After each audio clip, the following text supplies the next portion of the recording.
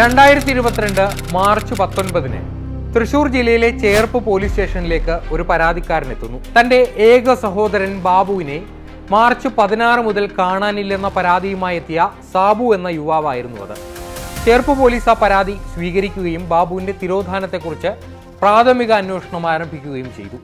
പാലക്കാട് നിന്ന് ചേർപ്പിലെത്തി താമസമാക്കിയ കുടുംബമാണ് ഇവരുടേത്. ആശാരിപ്പണിക്കാരനായ ജോയിക്കും പത്മാവതിക്കും 2 ആൺമക്കൾ. മൂത്തയാൾ ബാബു, രണ്ടാമത്തെയാൾ സാബു.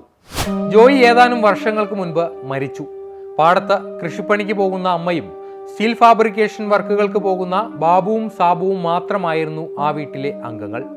ആ 3 അംഗ കുടുംബത്തിലെ ബാബുവിന്റെ തിരോധാനം പെട്ടെന്ന് തന്നെ നാട്ടിൽ ചർച്ചയായി. മാർച്ച് 16 ഇവരുടെ വീടിന്റെ തൊട്ടടുത്തുള്ള ക്ഷേത്രത്തിൽ ഉത്സവമായിരുന്നു. അവിടെ വെച്ചാണ് ബാബുവിനെ അവസാനമായി നാട്ടുകാർ കാണുന്നത്. അയാൾ ഉപയോഗിച്ചു വന്നിരുന്ന ഇരുചക്ര വാഹനം വീടിന് മുന്നിൽ തന്നെയുണ്ട്. അതുകൊണ്ട് തന്നെ വാഹനവുമായി ബാബു എവിടെയും പോയിട്ടില്ല എന്നത് ഉറപ്പായിരുന്നു. പോലീസ് അന്വേഷണം ഇഴയുന്നു എന്ന പരാതിയുമായി സാബു തന്നെ വീണ്ടും ചേർപ്പ് സ്റ്റേഷനിൽ എത്താറുണ്ടായിരുന്നു. കൂടാതെ ചേട്ടന്റെ സുഹൃത്തുക്കളോടും അയാൾ ബാബുവിനെ കുറിച്ച് അന്വേഷിച്ചു. അപ്പോഴെല്ലാം കാണാതായ ബാബു ജോലിയുമായി ബന്ധപ്പെട്ട് എങ്ങോട്ടേക്കെങ്കിലും പോയിരിക്കാം എന്നതായിരുന്നു പ്രദേശവാസികളുടെ ആകെ കണക്കുകൂട്ടൽ. സുഹൃത്തുക്കൾ ജ്യേഷ്ഠന്റെ തിരോധാനത്തെക്കുറിച്ച് സാബുവിനോട് തിരക്കുമ്പോഴും ഒന്നും അറിയില്ല എന്ന മട്ടിൽ തന്നെയാണ് അയാൾ ആ ചോദ്യങ്ങളോടും പ്രതികരിച്ചിരുന്നത്. ചേർപ്പ് മുതുള്ളിയാലിലെ സാബുവിന്റെ വീടിന് പുറകിൽ വലിയ പാടശേഖരമാണ്. കൊയ്ത്തു കഴിഞ്ഞ നെൽപ്പാടത്ത് കുട്ടികൾ ഫുട്ബോൾ കളിക്കാൻ വരാറുണ്ടായിരുന്നു. ബാബുവിനെ കാണാതായതിനു ശേഷം സാബു പലവട്ടം കുട്ടികൾ കളിക്കുന്നതിനിടെ ഈ മൈതാനത്തിന് സമീപത്തുകൂടി അങ്ങോട്ടും ഇങ്ങോട്ടും നടക്കാറുണ്ടായിരുന്നു. ഫോണിൽ സംസാരിച്ചുകൊണ്ട് പാടത്തിന്റെ അറ്റത്തെ കാട് പിടച്ചു കിടക്കുന്ന പ്രദേശത്ത് അയാൾ നിൽക്കാറുണ്ടായിരുന്നു അത്രേ. അപ്പോഴൊന്നും സാബുവിനെ ആർക്കും സംശയമേ തോന്നിയിരുന്നില്ല. പോലീസ് അന്വേഷണം പുരോഗമിക്കുന്നതിനൊപ്പം നാട്ടുകാരും ബാബുവിനെ അന്വേഷിച്ചു പോന്നു.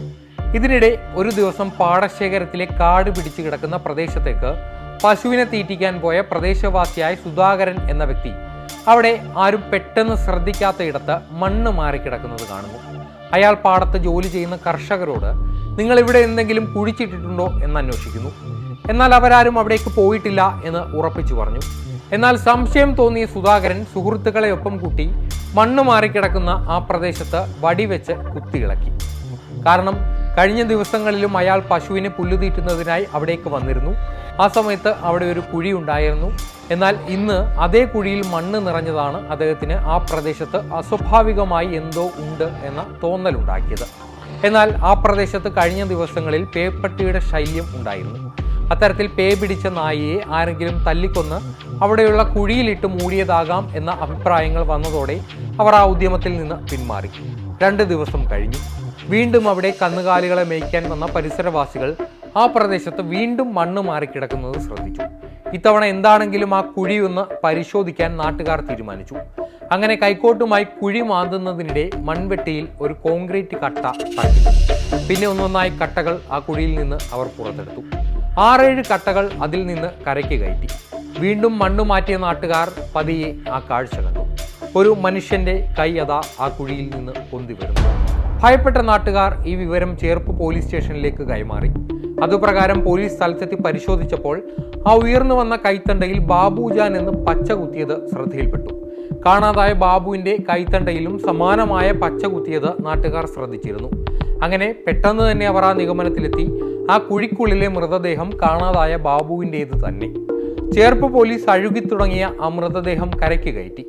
ബാബുവിന്റെ മൃതദേഹം അവിടെ നിന്ന് കണ്ടെത്തിയതോടെ നാട്ടുകാർ സഹോദരനെ സംശയമുണ്ടെന്ന് പോലീസിനോട് പറയുന്നു. കാരണം കുട്ടികളുടെ ഫുട്ബോൾ കളിക്കിടെ പലവട്ടം സാബു ആ പ്രദേശത്ത് ഒറ്റയ്ക്ക് നിൽക്കുന്നത് ചിലരെങ്കിലും ശ്രദ്ധിച്ചിരുന്നു. പാടത്തിന്റെ പുറംബണ്ടിലൂടെ ഒരു മൃതദേഹം വാഹനത്തിൽ കയറ്റിക്കൊണ്ടുവന്ന് അവിടെ കുഴിച്ചിടുന്നതിനേക്കാൾ എളുപ്പം ഇവരുടെ വീട്ടിൽ നിന്ന് ഇങ്ങോട്ടേക്ക് മൃതദേഹം കൊണ്ടുവരാനുള്ള സാധ്യതയാണെന്ന സംശയവും അവർ പോലീസിനോട് പ്രകടിപ്പിച്ചു. അങ്ങനെയാണ് പോലീസ് അന്വേഷണം സാബുവിലേക്ക് തന്നെ എത്തിയത്. പോലീസിന്റെ ചോദ്യം ചെയ്യലിൽ അധിക നേരം പിടിച്ചു നിൽക്കാൻ 25 വയസ്സുകാരനായ സാബുവിന് കഴിഞ്ഞില്ല. ഒടുവിൽ അയാൾ സ്വന്തം ജ്യേഷ്ഠനോട് ചെയ്ത ക്രൂരതയുടെ കഥകൾ ഒന്നൊന്നായി പറഞ്ഞു. മദ്യപാനിയായ ബാബു സ്ഥിരമായി വീട്ടിൽ മദ്യപിച്ചെത്തി പ്രശ്നങ്ങൾ ഉണ്ടാക്കുമായിരുന്നു. ലഹരിയുടെ ഉന്മാദത്തിൽ ബാബു അമ്മയായ പത്മാവതിയെയും സഹോദരൻ സാബുവിനെയും മർദ്ദിക്കാറുണ്ടായിരുന്നു. ഈ സംഭവം നടന്ന ദിവസം സാബുവും ബാബുവും വീടിന് സമീപത്തെ ക്ഷേത്രത്തിൽ ഉത്സവത്തിന് പോയി. മദ്യലഹരിയിലായിരുന്നു ഇരുവരും അമ്പലത്തിൽ നിന്ന് വീട്ടിലേക്ക് വന്നത്. അർദ്ധരാത്രിയായതോടെ ബാബു പതിവ് പോലെ വീട്ടിൽ അമ്മയോട് വഴക്കു തുടങ്ങി. ഇത് സാബു ചോദ്യം ചെയ്തതാണ് പ്രശ്നങ്ങളുടെ തുടക്കം.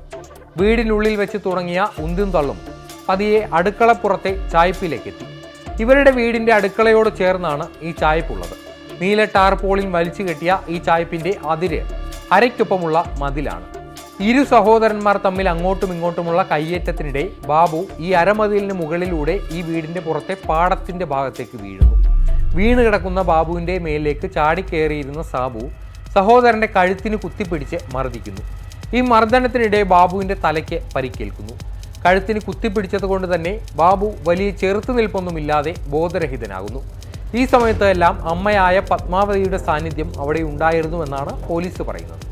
ശ്വാസോച്ഛ്വാസം നിലച്ച ബാബുവിന്റെ ശരീരം മറവ് ചെയ്യാൻ സാബു കണ്ടെത്തിയത് വീടിന്റെ പുറകിലെ പാടശേഖരത്തോട് ചേർന്നുള്ള ആളൊഴിഞ്ഞ ഭാഗമായിരുന്നു. ഈ ഒരു പ്രദേശത്തേക്ക് ഇവരുടെ വീട്ടിൽ നിന്ന് ഏകദേശം 300 മീറ്ററോളം ദൂരമുണ്ട്.